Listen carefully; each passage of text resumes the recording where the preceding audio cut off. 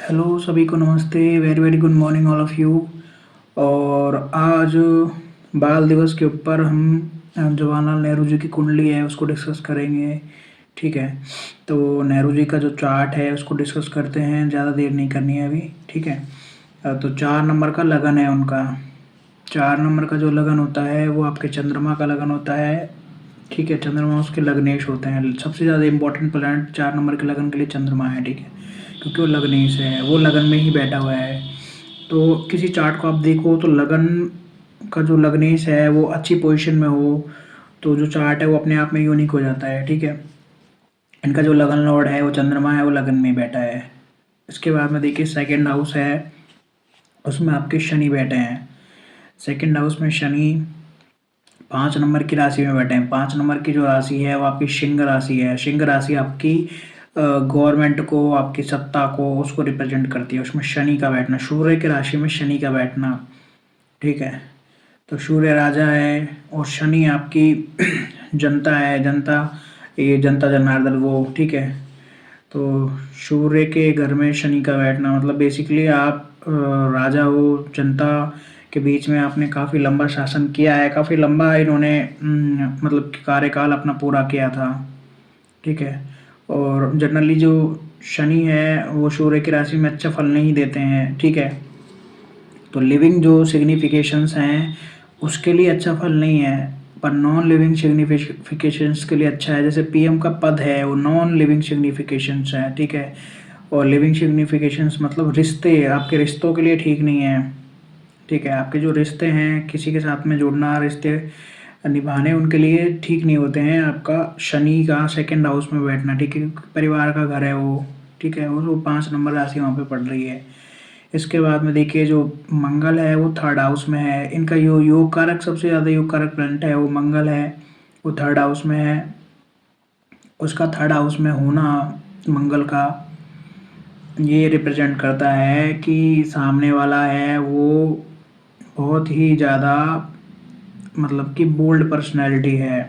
अपनी चीज़ों को लेके बहुत ज़्यादा बोल्ड है, अपने स्टैंड को लेके बहुत ज़्यादा बोल्ड है। ठीक है, पर लगन में जो चंद्रमा है ना, लगन में जो चंद्रमा है वो ये चीज़ रिप्रेजेंट कर रहा है कि सामने वाला बहुत ही ज़्यादा मतलब कि जल्दी प्रभावित हो जाता है चीज़ों से, बहुत जल्दी चीज़ों से प्रभावित हो जाता है। ठीक है, और नेहरू जी के बहुत से ऐसे फैसले हैं जो उन्होंने इमोशंस में आके लिए हैं। उसका कारण भी यही है कि लगन में चंद्रमा है।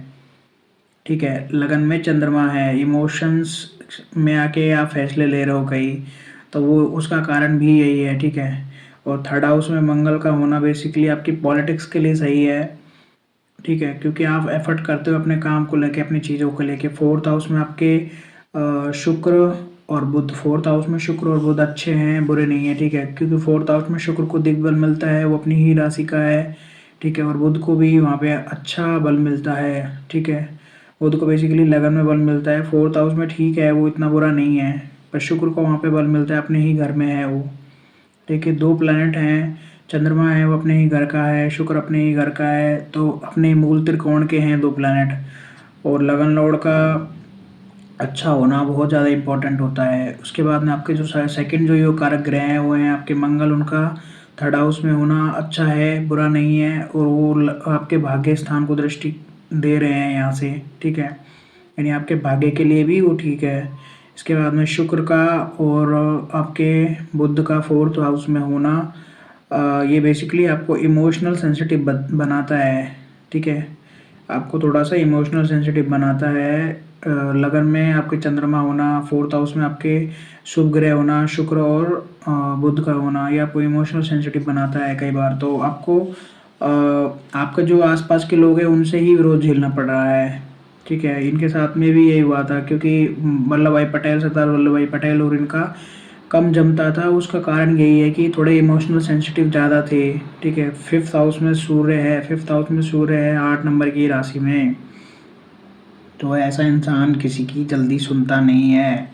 फिफ्थ हाउस में सूर्य है, अब भावाइज आप उसको देखो, फिफ्थ हाउस में सूर्य है मतलब अपने ही घर का हो गया, इजीली किसी की सुनता नहीं है।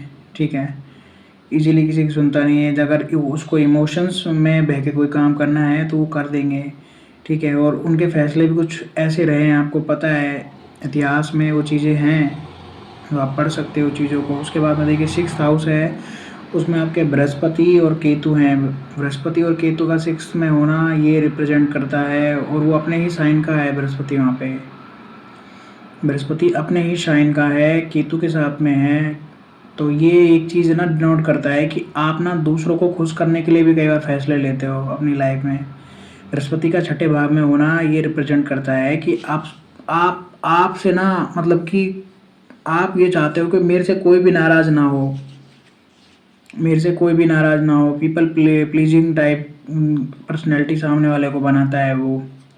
और मैं तो प्रधानमंत्री का चार्ट देख रहा हूँ, ठीक है, जवाहरलाल नेहरू जी का चार्ट देख रहा हूँ, तो मुझे उस चार्ट में भी वही सारी चीज़ें दिख रही जो एक सामान्य व्यक्ति के चार्ट में रहती हैं, ठीक है। क्योंकि मतलब हैं तो हम सभी सामान्य ही ना।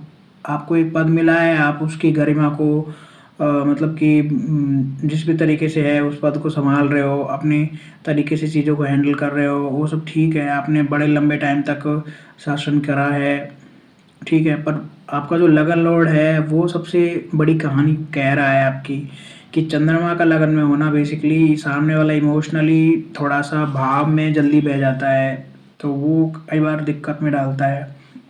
6th हाउस में बृहस्पति का होना ये चीज़ रिप्रेजेंट कर रहा है कि आप दूसरों को कई बार खुश करने के चक्कर में ये भूल जाते हो कि ये गलत है कि सही है, ठीक है, पीपल प्लीजिंग। इसके बाद में 5th हाउस में सूर्य का होना ये रिप्रेजेंट करता है कि आप आसानी से किसी की बात सुनोगे नहीं, अगर आपने कोई चीज़ ठान ली है तो आपको करनी है। इसके बाद में शुक्र का और बुध का 4th हाउस में होना बेसिकली आपके जो आपके जो पब्लिक के साथ रिलेशन है उसके लिए ठीक है, कोई दिक्कत नहीं है। सॉफ्ट स्पोकन वो सारी जो मतलब कि भाषा है उस चीज़ को लेके आप अग्रेशन नहीं शो करते हो, चीज़ों को लोगों के सामने ज़्यादा अग्रेसिव नहीं होते हो, ठीक है, और चीज़ों को अग्रेसिवली शो नहीं करते हो, उसके लिए अच्छा है, ठीक है।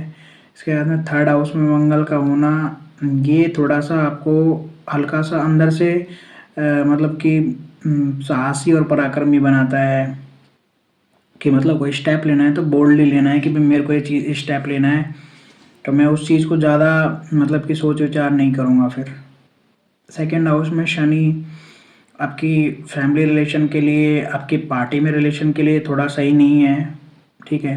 आपकी आपकी फैमिली क्या, आपकी पार्टी है, ठीक है, क्योंकि अभी मैं प्रधानमंत्री का चार्ट डिस्कस कर रहा हूँ, तो आपके अपने लोगों के साथ में आपकी कितनी बनती है उसके लिए सही नहीं है आपका शनि का 2nd हाउस में होना, ठीक है। रिस्पॉन्सिबिलिटी इसके लिए अच्छा है कि आप पूरी पार्टी की रिस्पॉन्सिबिलिटीज लेते हो, पर आप सबको खुश नहीं रख सकते हो, सबसे बड़ी चीज़ ये है।